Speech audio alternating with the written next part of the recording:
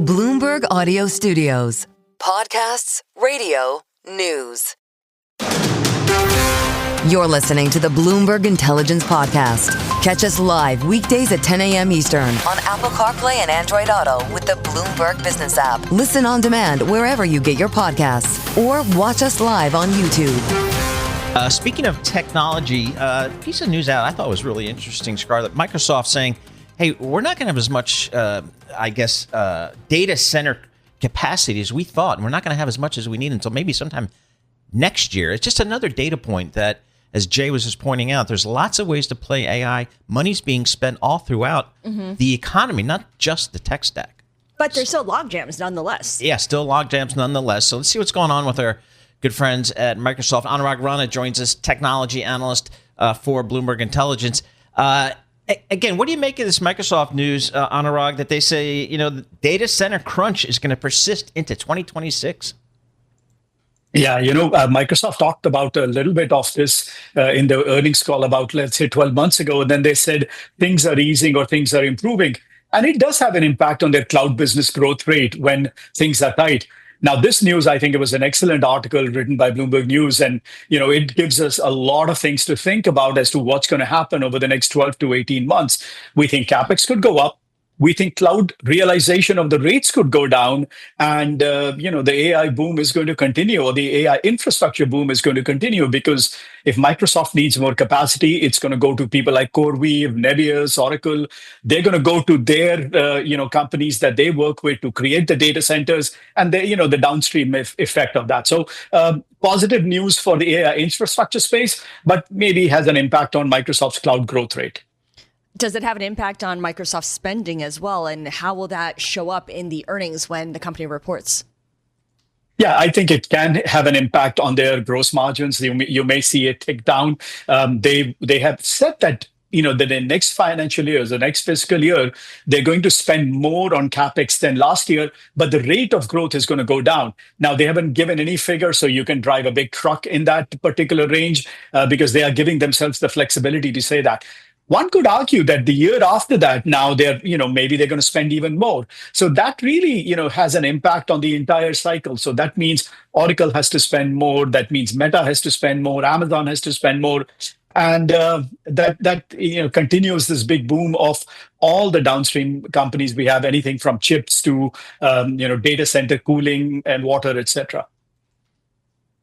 What inning, Anurag, do you think we are in this AI tech build out? I think we're in a fairly early innings, because unlike software coding, or you could say, the build out of a new e-commerce website, this one's going to take some time, because every data center takes a long time to come up. I mean, from breaking ground, getting permits, to getting power, to actually building it and putting it together. I mean, it takes a few years for that to build out. So I do not see any reason why in 5 to 7 years we'll still not be talking about this topic. When we come back to this data center crunch for Microsoft, is this a zero-sum game where it's Microsoft's loss for now in the short term as it builds these things out and its competitors gain? And if so, what are the names that are likely to be most able to benefit? No, I don't think it's anybody's gain at this point. So the crunch that they are having, I bet the same thing is happening with Google, same thing is happening with Meta and Amazon. They are all going out to these third-party neo cloud providers to see wherever they can find capacity. And at the end of the day, whoever has any capacity left, they will find a customer from one of these large vendors because not only what they're doing is selling products to the third parties outside, their internal processes, they are actually improving it as well. Somebody like a Meta, they really are improving their ad business because of AI, and they need more capacity because of that as well. Earnings will be kicking off the season next week for the banks, and then we'll get the tech companies a little bit later. What are you going to be listening for, Anurag, during this earnings cycle for your tech names? It's a big tale of two cities. One side, we're going to see an actual drop in discretionary spending. So any of the consulting names, they're not going to have a good time. Any of the traditional software names, even SaaS names, they're not going to have a good time because subscription growth is going to slow down. But on the other side, somebody like a CodeWeave or an Oracle or a Microsoft, they will talk about more bookings. Oracle is not going to report in this particular earnings season, but a month after that, I think they will all see a good increase in the backlog or the order book. But the rest of the space, I think, is going to struggle. Once upon a time, a lot of the companies benefited from the end of the year rush to use up the IT budget. Every company had a certain amount of money allotted to spending on IT, and a lot of times companies didn't get around to using it until the fourth quarter, and then they would do so in a big rush. Do you see that happening this time around? Yes, it would happen, but only happen on the AI side of things. The non-AI side of the tech spending, I think that's still going to struggle. We may not have a resolution of that till the global macro environment improves, till we have a resolution between US-China trade war, till we know what's happening to interest rate. I think that part of the equation is going to struggle. Stay with us. More from Bloomberg Intelligence coming up after this. You're listening to the Bloomberg Intelligence Podcast. Catch us live weekdays at 10 a.m. Eastern on Apple CarPlay and Android Auto with the Bloomberg Business app. Listen on demand wherever you get your podcasts or watch us live on YouTube. All right, let's turn now to a sector that, of course, is affected by tariffs directly, and that is the auto sector. Steve Mann is Bloomberg Intelligence Global Autos and Industrials Research Analyst, and he joins us now to talk about Stellantis. Stellantis, it's Chrysler, right, Paul?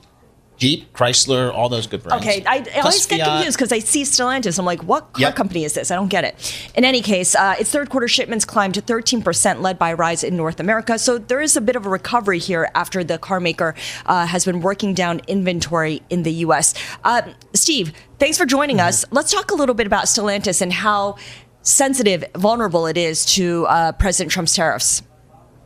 Yeah, I think they are very sensitive to tariffs, but I think a lot of the impact on companies like Stellantis and the Detroit Trio is really their operations in Mexico and Canada. I think Trump is looking for them to actually move some of those production back into the U.S. and employ more U.S. workers. So, there's been a lot of rhetoric and a lot of potential changes. Changes are impending, but I think for now, auto tariffs has been pretty quiet, and I don't think the Trump the tweets are going to impact the Detroit 3. So, where are we in terms of implementing tariffs on autos, just incoming and outgoing in the U.S.? Where are we? Yeah. Are they actually being levied at the moment? Yeah, it's happening at the moment. We've heard a lot of news on companies moving production back to the U.S. GM have moved some of their Silverado production, one of their highest profit vehicles, from Canada back to the U.S. So we're hearing that from Ford and some other automakers. Hyundai is investing a lot in the U.S., likely to move some of the production from South Korea into the U.S.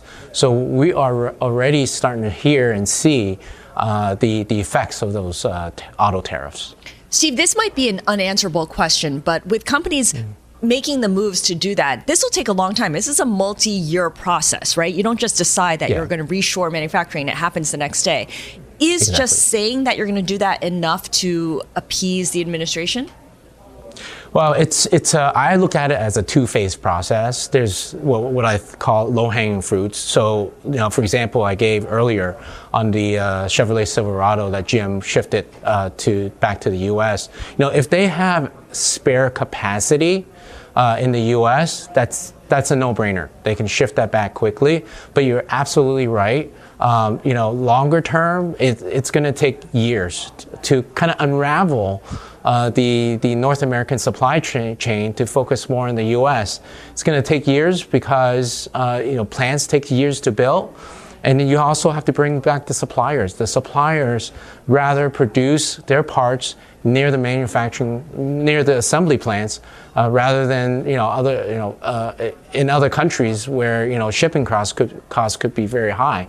So it could take if not years, a couple of decades to actually turn that ship around. So where is Stellantis just from a positioning perspective right now relative to the other automakers out there? Yeah, Stellantis has been losing quite a bit of market share on their the higher profit vehicles like the Ram trucks, the Jeeps, and with the new CEO coming on board, the shift, the strategy has shifted from more of achieving cost savings from the mergers that created Stellantis back in 2001 to more of an outreach. How are they gonna answer the demands of the consumer? They really want the V8 back, which is what they're doing. They're bringing that V8 Hemi back, and they're also bringing the mid-size Jeep Cherokee back, which has been very popular with consumers. Stay with us. More from Bloomberg Intelligence coming up after this. You're listening to the Bloomberg Intelligence Podcast. Catch us live weekdays at 10 a.m. Eastern on Apple CarPlay and Android Auto with the Bloomberg Business app. Listen on demand wherever you get your podcasts or watch us live on YouTube. Let's talk about the consumer here. How's the consumer doing out there? There's lots of ways you can kind of get a sense for that. We talked to Mike Halen from Bloomberg Intelligence about how the restaurant traffic is doing.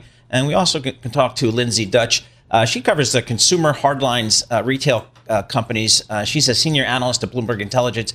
Lindsay, let's talk Dick's Sporting Goods, Ulta. You got a couple of companies that are going to be reporting earnings coming up. And what do you expect from these companies? Yeah, thanks, Paul, for having me. We're taking a look at sort of full year guidance going into the third quarter earnings and, of course, that important holiday shopping season. And what we've noticed is, the guidance ranges are very, very wide for these retailers. It's baking in a lot of uncertainty surrounding the consumer. But when we look at the demand trends and sort of first half results were pretty solid for many of these hardline retailers, and we're seeing better demand in the beauty space. Better demand for electronics even, and home furnishings, some categories that have really been struggling. And when I look at this guidance range, I sort of think that we might be able to trend sort of towards the middle, upper half of the range if that demand can hang on through the second half into 2026. Can that demand hang on if prices increase or the supply is limited? We're hearing again these headlines from President Trump that there could be a massive increase of tariffs on goods from China. Dick's Sporting Goods, Ulta Beauty certainly do rely on China for their supply chain. So I'm curious whether that gets folded in. So I think when we think about the second half, I think a lot of that inventory is already in place. And there have been price increases that have occurred on that inventory. We're expecting to see that. We do think the shopper is going to come out a lot like they did last year, selective, value focused, but they're still willing to spend, on certain things. And I think that, the key draw there is, anything that's new, Nintendo Switch 2, anything exclusive or like a premium type product, which does skew to a Dick's Sporting Goods. I think when I think about the risk, of these headlines that we're seeing, Best Buy, is responding to those headlines. I think if we see a big, much higher levy on goods from China, that's something that they're going to have to address in the 2026 year. They have significantly reduced their exposure. Of those hardlines names we were talking about, Best Buy is probably the most exposed, 33% of COGS, but it's all indirect exposure. So it's not stuff that they're directly importing. It's just some of the inventory that they have on hand. Lindsay, the companies you cover, the hardline retailers, what's their, I don't know if they have a collective view of how the consumers doing out there. What are they telling you guys? Yeah, again, I think what we've seen, and this is sort of going back all the way, to last year's holiday season, is that newness is driving demand, and that's no matter what the category. So like beauty, electronics, we saw explosive demand for that Nintendo Switch 2. But even in the sporting goods market, new product or a premium type product is really drawing that consumer in, even if it's a higher price point. So consumers are definitely value focused, but they're making sacrifices because they're choosing to shop value on certain things and then they're splurging on other things. It's really hard to discern. But like I said, we've seen improvement broadly in the home furnishings category, also in electronics, and then beauty, which kind of took a leg down last year, is looking a lot better this year. Lindsay, talk a little bit about these companies and their efforts to make sure that the consumer stays with them no matter what happens, even if they can go to, say, TJ Maxx and get it for cheaper, because they have these loyalty programs that tie the consumer so closely to their brand, even as an aggregator. Dick's Sporting Goods does not sell its own branded merchandise. It sells Nike, it sells New Balance, but people go back repeatedly to the store. Right. Yeah, those loyalty programs, for the retailers are great because that gives them a lot of data on their customers that shop the most with them. I think this is where, assortment matters and exclusives matter. So, Dick's smaller peer, Academy Sports, they have not seen the growth that Dick's is seeing. And it's because they also carry Nike, but they might not carry the brand new Nike basketball sneakers for the season, whereas Dick's does. So the assortment, you really have to dive in and look at very specifically, what some of these retailers have. They have to have that newest product. They have to have, exclusive items where you can't go elsewhere to get it. And that is really key to keeping that customer back. I also think, when you have a positive experience shopping at a retailer, you're going to go back to them as well for that customer service or whatever it is that they're providing to you that no one else can give you. This is the Bloomberg Intelligence Podcast, available on Apple, Spotify, and anywhere else you get your podcasts. Listen live each weekday, 10 a.m. to noon Eastern on Bloomberg.com, the iHeartRadio app, TuneIn, and the Bloomberg Business app. You can also watch us live every weekday on YouTube and always on the Bloomberg Terminal.